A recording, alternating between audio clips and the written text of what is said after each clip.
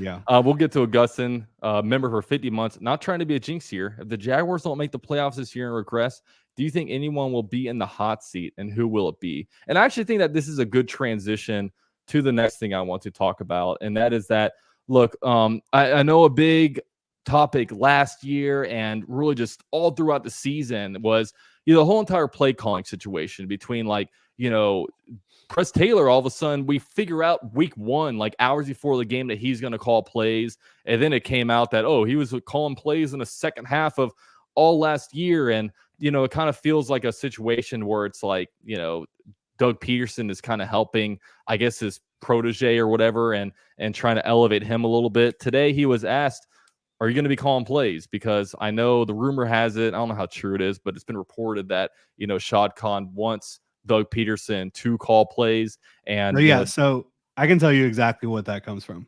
Let's hear it. Shad Khan, he was asked, I can't remember. I think it was maybe after they did the Trevor extension. It was it was after they did the stadium deal.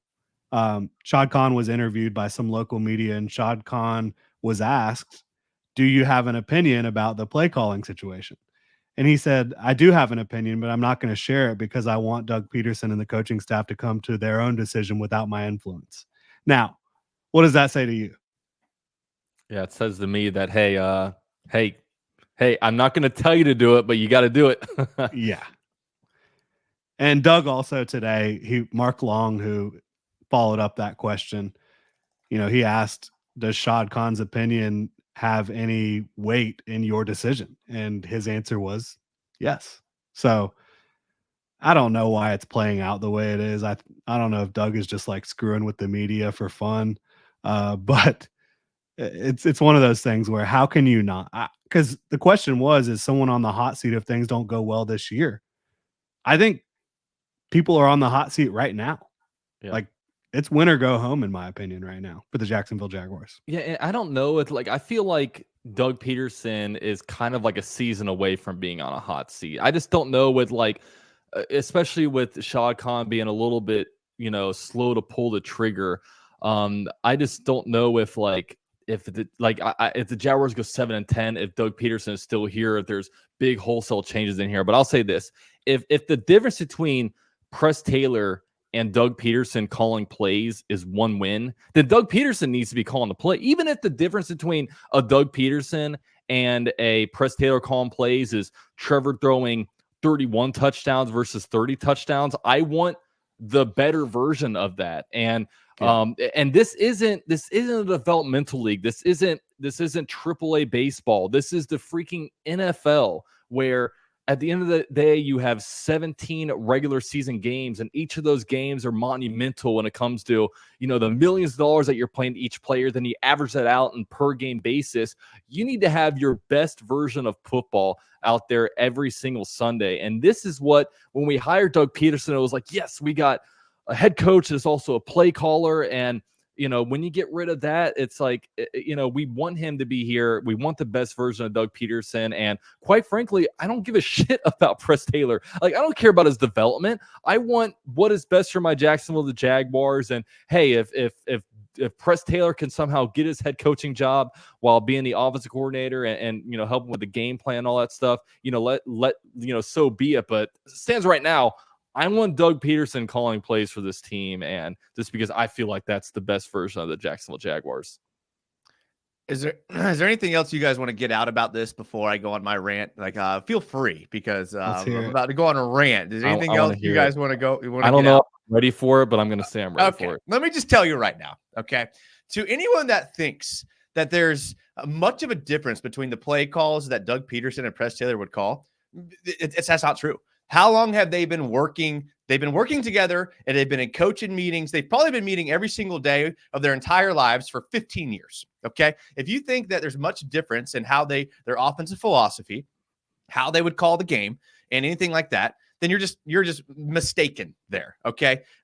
We talk about, like, what's the win change between Doug Peterson calling plays and Press Taylor on offense? And we're completely admitting the role of a head coach as a CEO when it comes to special teams, going for it on fourth downs, calling timeouts, replays. those also translate to wins, where if he's calling offensive plays, he can't do. So what's the effect of that into the win-loss record as well? Let's look at the actual nuts and bolts of this Jaguars offense. And I want you all to imagine calling plays with this. The first thing, whether it was the wrong route, whether it was whatever, Trevor Lawrence was 6th in the league in bad pass percentage last year.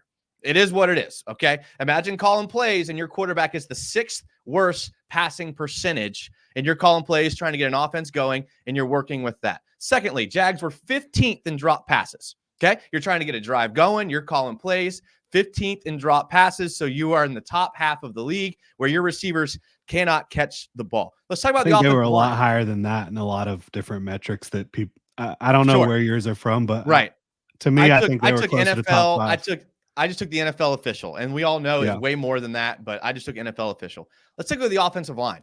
Trevor Lawrence, on average, 2.2 seconds to throw the ball. The only person amongst any quarterback that played any snaps at all who had less time was Tua Tagovailoa, and you know their offense is all predicated on the quick throws and things like that. So I don't think that's a fair metric to look at, whereas the Jags, the offense is not set up like that. The Jags is more of like the offensive line literally couldn't block. And when you look at C.J. Beathard's time to throw, also 2.2. Okay, so we know this isn't a Trevor Lawrence thing. This is a Jags offensive line thing. So you're trying to call an offense where you have a bad pass percentage, you have drop passes, you have no time to throw. And the cherry on top is you are averaging 3.4 yards per carry. And that sounds okay if you play Madden. But when you look at where that actually ranks amongst running backs, that would be the 50th best running back in the league at 3.4 yards per carry. So you cannot run the ball. You cannot throw the ball. Your receivers can't run the routes. You have no time to throw. And we're all going to sit here and say, Press Taylor is the problem. Now, is there things he could work on? Of course, we could all work on things. But I think it would be totally foolish to admit all of those other stats and then put all of the blame on a scapegoat in Press Taylor when we know that Doug Peterson is not going to – he'd rather lose his job than say Press Taylor's not the guy. So I think we're just barking up the wrong tree here when we're talking about Press Taylor. I don't think it will change. I don't think it matters what Shad Khan says. I think there's a lot more to the CEO role than play calling. So for all of those reasons, I expect them not to tell us who's calling plays, but just like they haven't told us in the past, and we won't know. And hopefully Doug just has a better influence than he has in the past. Yeah, so a couple things. I think they will say something about it because they're going to keep getting asked about it. And Doug said he's not ready to make the decision public yet. So we'll see. I think we will hear something about it. But for me, I think there's also room for some nuance in between saying, well, Press Taylor was the problem with the Jaguars offense last year versus is Press Taylor as good of a play caller as Doug Peterson? Moment to moment, like in that moment, in that key third down, Doug Peterson has the experience to draw back on that Press Taylor just simply doesn't. And I know that Press and Doug have been together since I think 2017, something like that, 2016. But Doug has the experience calling the plays, and he's got the proof is in the pudding, right? So for me, I don't think that last year's offensive issues were really on Press Taylor. I agree with you on that. I think that a lot of it had to do with starting up front with the offensive line not being able to perform at a high enough level with all the injuries and just poor play from certain players. And then also, as you mentioned, they were trying to force feed Calvin Ridley the ball a lot. Sometimes it worked. Sometimes it absolutely didn't. Then you had little moments where another receiver would drop a ball. And then when Zay Jones returned from injury, he could not run. And he was the only guy they had out there that they felt comfortable with sometimes. And the connection just wasn't there. So there was a lot of issues. And then on top of it, as you mentioned, the run game, the blocking, it wasn't there. And the Jaguars, in my opinion, they were trying to do, I will say this for the Jaguars offensive design last year, and I'm not going to blame this all on Press. I think it's on the entire offensive staff, Doug Peterson, Press Taylor, and Phil Rauscher. The run game, I think they threw way too much crap at the wall last year, trying to get to be this multiple rushing attack, but they couldn't do anything at a high level consistently. And so I think they're going to be more focused in the run game this year and then try to build off of that. But they're going to try to have some bread and butter plays this year more than they did last year.